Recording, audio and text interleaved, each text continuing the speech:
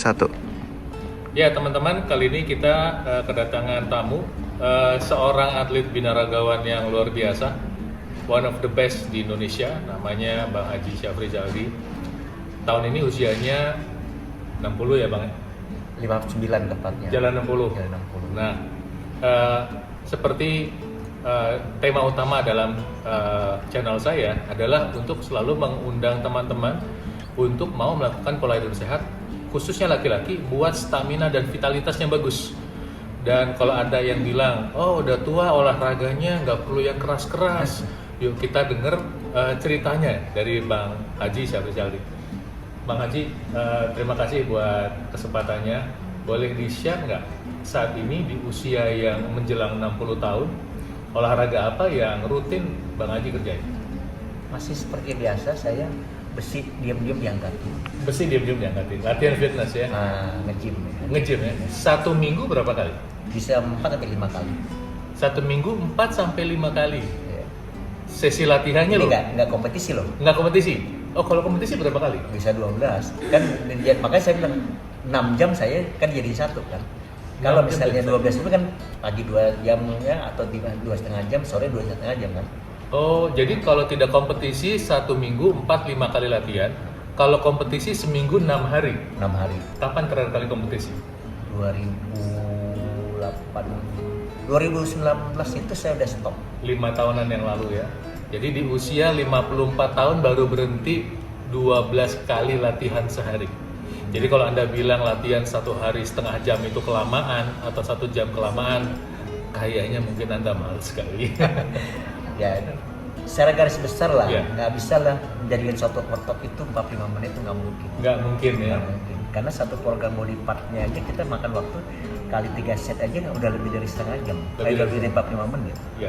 Dan buat Bang Haji yang usianya menjelang 60 ini, tenaganya kira-kira dibandingkan dengan 30 tahun yang lalu tuh turun jauh atau turun sedikit-sedikit aja?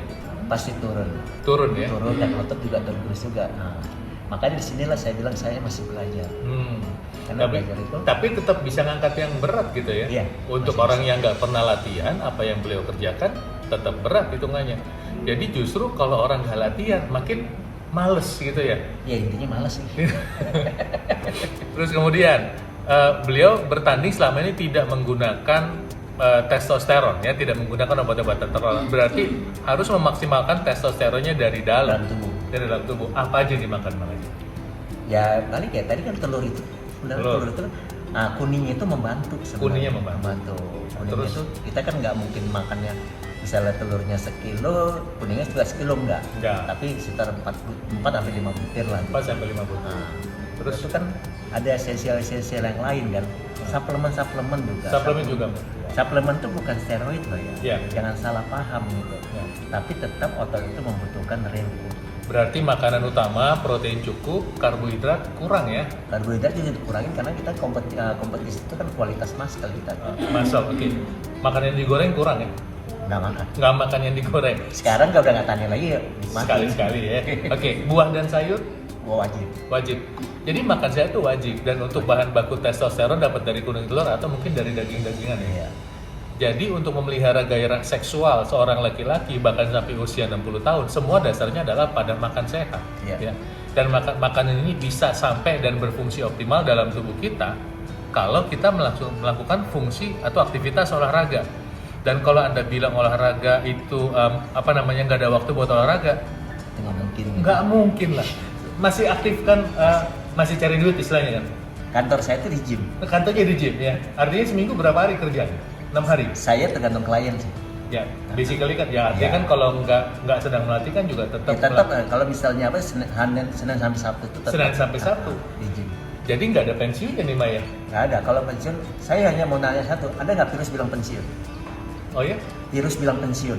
Oh nggak ada. Nggak ada. Iya. Sehat itu juga. Oh sehat ya.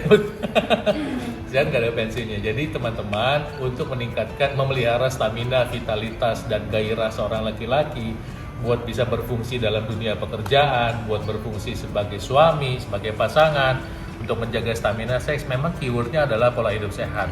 Bagi Anda yang sekarang misalnya udah lama nggak menjalankan pola hidup sehat, belum terlambat. Kapan waktu terbaik? Sekarang.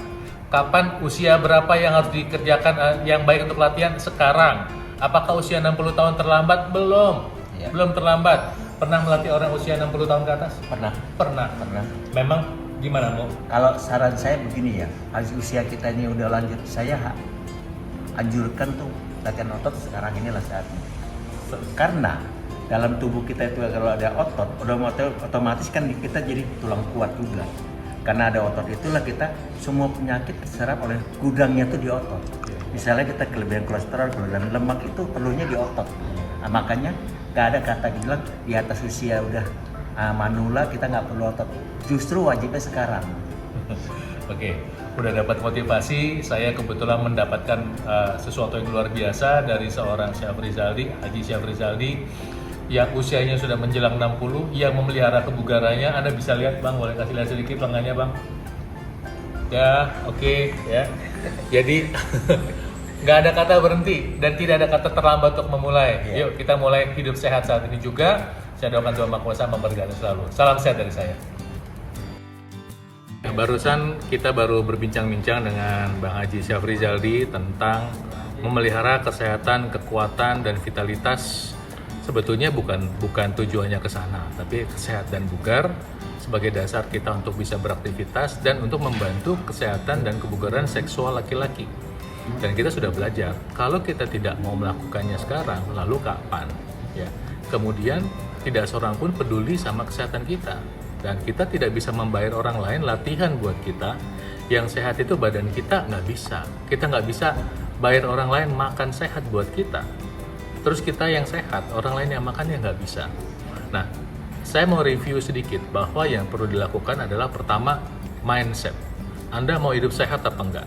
Kalau Anda nggak mau hidup sehat, berarti badan Anda nggak sehat.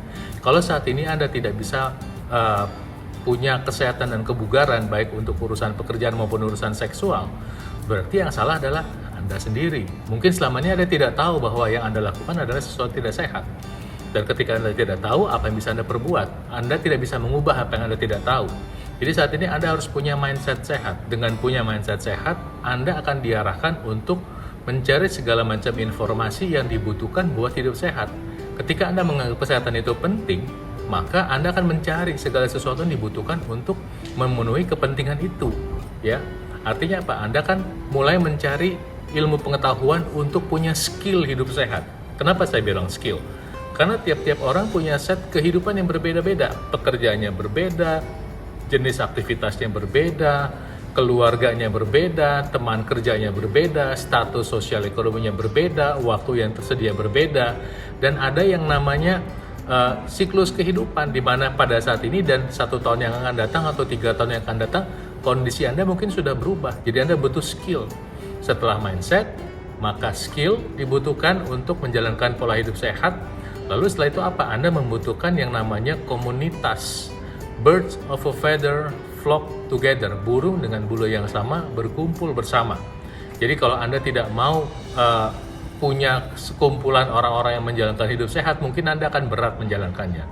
Untuk melakukan aktivitas fitness, Anda bertemu dengan teman-teman yang suka fitness dan berlatih di satu fitness center tertentu.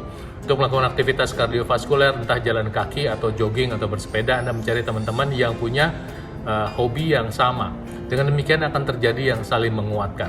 Ya, tidak ada yang fancy di sini dan tidak ada yang terlalu hebat di sini.